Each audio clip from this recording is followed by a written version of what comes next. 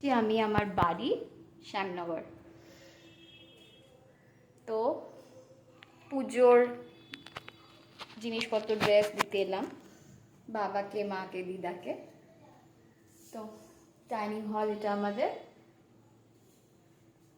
বাবা একা থাকে, মানে একা হাতে সামলাচ্ছে সব। মায়ের তো আমার পার্কিনসন আছে, আর দিদাও অ্যালজাইমার্সে এখন ভুগছে।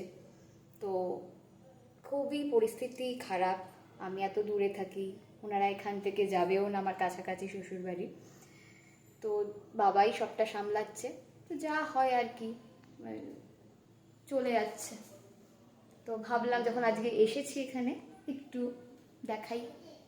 এদিকে বাথরুম, এই সাইডে কিচেন,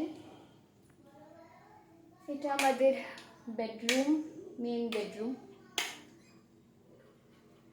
কত স্মৃতি জড়িয়ে আছে এখানে, কত কিছু, কত ভালো সময় কাটিয়েছি। আর এখন ভাবলে কেমন লাগে যে কি পরিস্থিতি হয়ে গেছে। ছোট্ট একটু সিংহাসন, বাবাই পুজো দেয়। ঘরটা খুব একটা গোছানো নেই, কারণ বাবার কত পারবে, যেটুকুনি পারে করে রাখে আর কি।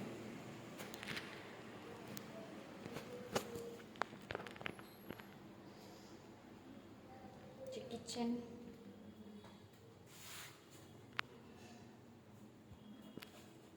চলো আমি ওর মাকে, দিদাকে দেখাচ্ছি একটু।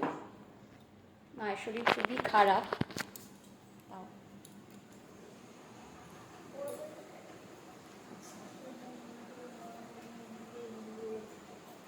মা বসো, কেমন আছো?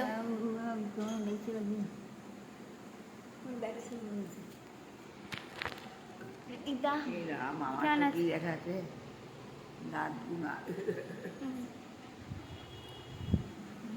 বাবা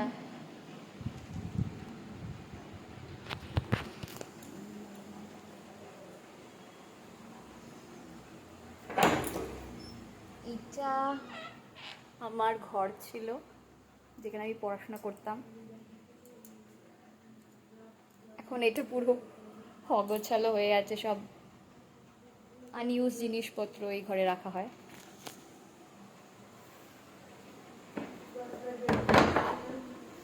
এটা আমাদের এন্ট্রান্স।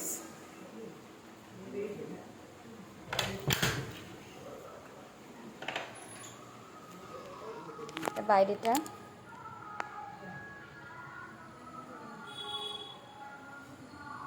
ওইদিকে একটা ছোট্ট বারান্দা আছে, ওইদিকে আর যাইনি। এই হলো আমার বাড়ি। টাটা।